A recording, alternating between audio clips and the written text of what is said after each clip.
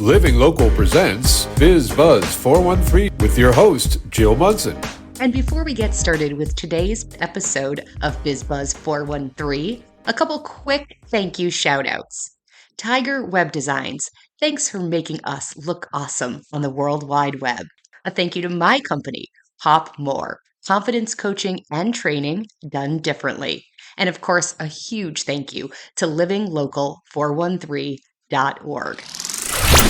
Hey, welcome into Biz Buzz 413. I'm your host, Jill Munson. And hopefully by now you know this show is part of the Living Local 413 initiative. Who is the crazy person behind that? That would be Bill Cole. He's the founder, and the mission is to fuel local success through innovative strategies, meaningful connections, and accessible resources. So if this is the first episode of Biz Buzz that you've listened to, why? No, I'm just kidding.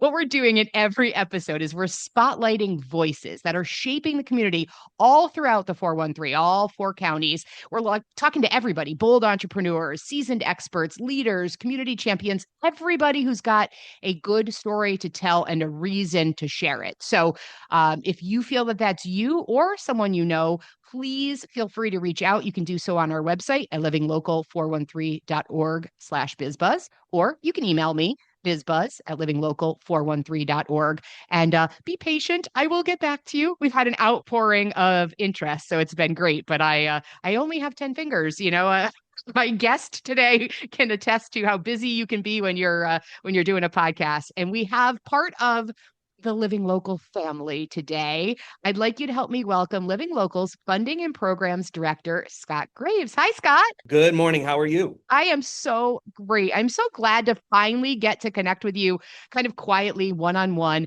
You have like many hats, but your role here with Living Local is sort of being in charge of financing property development in these economic programs that we're looking at doing, which are a huge part of Living Local people are not aware of. But you're also the founder of SMGraves Associates, and you used to own a really cool company called Smash Music merchandising. I mean, yes, that's awesome. Definitely post-liquidation during COVID, affectionately known as Smashed. Well, I think, no matter what, once you've got, and I know you're an artist and a very musician, talented person. And so that once it's in your blood, it's there forever. And right now, I understand you've been using your creativity to also host a few very successful podcasts. So no pressure, Jill, but you host Are We Here Yet? And then is there also Housers? Is that a second podcast or part of? We have an independent media program, a project called the Media Project. Are We Here Yet? Is a focus on economics, urbanism, and the cultural intersections between the two. The Housers podcast tells a story of small-scale developers and landlords in rural towns. And lastly, Innovato 2, which by the 802 moniker, it's a rural tech focused podcast, not entirely exclusively on Vermont, but with a heavy emphasis for sure on the tech companies that are being started here in the great state of Vermont, which I currently reside in, formerly a lifelong member of the Commonwealth of Massachusetts. Well, and I think it's so great too, because, it's funny, my sister-in-law is in Texas, and, what people don't understand is like, yes, we are Living Local 413. So, our moniker is Hamden, Hampshire, Franklin, and Berkshire County. However, we cannot live in a silo. And that's part of what we're going to talk about today, right? When you live in New England, it's New England, as an area, is the state of Texas, if you will, for geography. So you have to realize like we have to have good relationships with our neighbors in Vermont, New Hampshire, etc. So I wanted to start, Scott. You wrote, and this is when I was like, oh boy, he is way smarter than me. I'm in big trouble. But you, along with Dominic Endicott, wrote a white paper just at the end of last year in November. So it's not like sometimes you read a white paper and people don't check the date. And I'm like, dude, that was 10 years ago. But this is very recent. And the title, Powering the New American Dream, 100 billion, that's with a B, $100 billion wealth creation strategy for the Pioneer Valley. And essentially you broke it into these, I would say, 6 key areas: placemaking, technology, reindustrialization, talent attraction, transit, and global market development. And we don't have hours on the podcast, but I'm thinking to myself, okay, everybody talks this talk, but coming up with $100 billion wealth creation strategy sounds pretty crazy. So, Scott, are you crazy? Tell me more. We have been kudos to my co-writer Dominic Endicott. We have been called crazy by a number of people, political leadership, business leadership. Um, the fact of the matter is, when you break it down, and for those that wish to, receive the white paper, they can go to the smgravesassociates.com website. They can get a hold of it there and request it. And I'll The bottom hopefully line is, remember to link it, just so you know. oh, that's wonderful. And the bottom line is that's very comparable, particularly when you look at the six sectors that we propose need a focus on. Really comparable to other regional economies that have truly alighted in the last 20 to 30 years, Hmm. places like the Tech Triangle in North Carolina and a host of others. So, Hmm. um, as we are living, in my opinion, in an era where we desperately need some big ideas. But even more than sort of, big ideas that don't get delivered on, we then have to take those large scale ideas and figure out what is in fact going to be the day to day to Right. realize them. And we have a multiplicity of issues. We have a housing crisis. We have an economic development crisis. So Massachusetts in particular, there's some talk that maybe we need to depopulate the western portion of the state, that maybe it's not efficient to alight the economy there. That's really rubbish. And we can talk about that, why. But we can make smart investments, and we're not in the middle of nowhere, and we have a shared culture between the 91 and Route 7 corridors, between Quebec and the Long Island Sound. Right. And so there's a lot of, and we go into the white paper all the reasons why it would be a smart bet to make Yeah. the investments in those six key areas.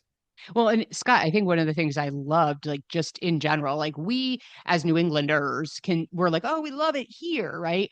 But in the white paper, it pointed out like there is, and it's not that anywhere in our country we want people to like not live, like we're not anti living in other parts, but there are things going on from a climate standpoint, the heat, the flooding, et cetera, that we're seeing less, God willing, less of in New England, and that geographical proximity to New York, Boston, Quebec, etc. And I think, quite honestly, we have this amazing, we've talked, like you bring it up in the white paper, the knowledge corridor, right? We have, some of the very best education happening right here. So it does sound like, you said we have the potential to become a talent magnet, and it sounds like we do, but I know I want to be a glass half full kind of girl, but I feel like there's always the proposal, the idea, the theory, the read this, and then the next one comes out, and we're not making actual steps.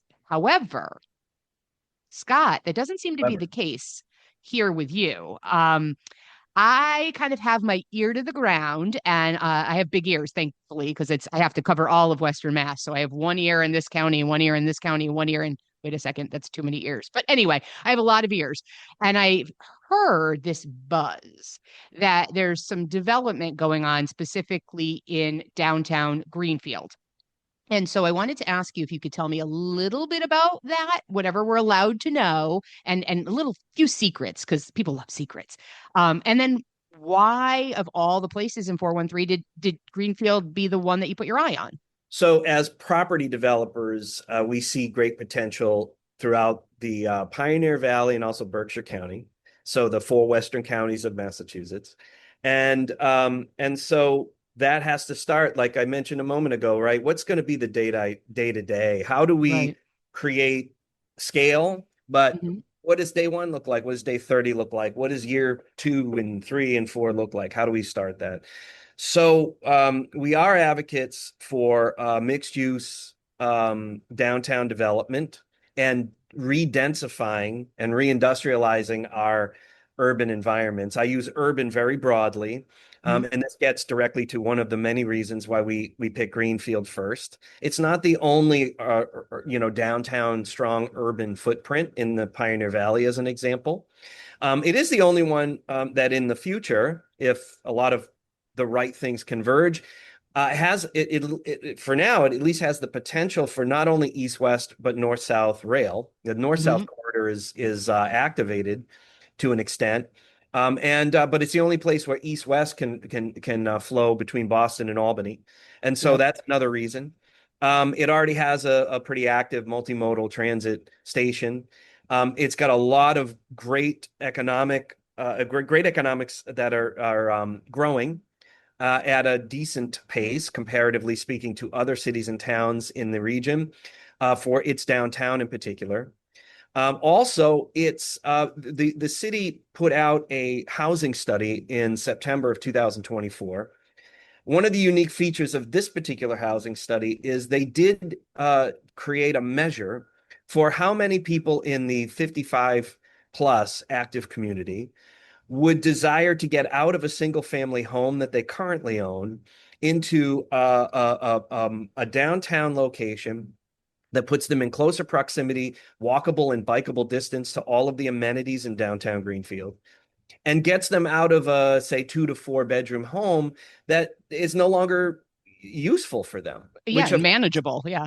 it's manageable, and which in turn, by the way, allows for that home now to be bought by somebody who is in a market for a single family home because they may have children, right? So that, Right. in other words, it's the suggestion of one example of unlocking the stasis, one of the key stasis points we have in the housing market, right? Hmm. And there are some other, economic or cultural reasons why we pick Greenfield, but the point is that that gives you a general sort of idea for creating a live work situation for our residents, and combining it with amenities. And this is where, living local in particular, comes into play, because we're going to use a lot of our partnerships with technology and tech enabled accelerator programs, and other amenities like childcare, elder care, really Hmm. what the local marketplace tells us, and try to create as resource rich an environment within the four walls of the building, such that residents get to live and work in a concentrated area, but also people from the outside desire to engage with them in that same building. And we Yeah. hope No, over time to replicate that throughout the four western counties over time. the model makes a lot of sense. I mean, I live in a Victorian. I was saying earlier, built in 1895, and although I love it, it's historic, it's beautiful. There's something to be said. I've said to my wife recently, like, what about one of those 2 bedroom units in a place with a dog park and a pool, and we don't have to do the yard. You know what I mean? Like, and Yeah. and to then add in the layer of the resources, especially in the business space and tech space, I think is definitely got legs. How, in terms of how has it been received in Greenfield so far? And, if someone that's listening lives in Greenfield or the surrounding areas, what can they expect? And, how will this benefit them and the small businesses that are already in Greenfield? For those that own a small business, and as you mentioned earlier, Jill, I owned a music merchandising company which Hmm. included downtown space in a neighboring state at one point in time. The two most important things for niche-oriented and service-oriented businesses in a downtown area to have are people, more people, a critical mass of them, in fact, that have two important things. They have the time and the money, not one or the other. They need to have Right. both. If you give music lessons in your store so that you can sell people a saxophone, but also they come for lessons, they need not just the money to rent or buy the instrument, they need the time to be able to participate, whether it's for their children or for themselves or both. Hmm. And so many of our downtown businesses throughout the Pioneer Valley can say the same thing about the experiential offering that they may have, or whatever the product or Right. service is that they offer. We need more people in downtowns, and that means more people living there and more Hmm. people working there. And we're really just taking advantage of what's, already been there, and really the patterns of human development, of the built space, for the majority of times humans have lived, right? The idea of suburbia and spreading everything out and being car centric is really only about 80 years old. Right. And it's really, for economic and cultural reasons, it's really run its course. That isn't to say that some people that love suburbia, hey, I'm not saying we get rid of all of it. What I am Right. saying is we have a lot of empty opportunity in our downtowns. And those downtowns don't all have to be Boston or Chicago or New York, mind you. They're downtowns of all kinds of sizes to fit all kinds of budgets and desires of people. And so we're just going to try to take advantage of that over time in the really wonderful and livable cities in the western part of Massachusetts, starting with Greenfield. I love that because, I love, in my younger days, and I have no shame, I just turned 50. So now I'm too old to move to New York City, is the way, or to Boston. It's like I couldn't do it. It would be too much. However, I love the idea of a more urban downtown with yet a still somewhat country feel. And I think that's what you can create in communities throughout Western Massachusetts. We look at the Berkshires and we look at, all four of the counties really. So here's the thing.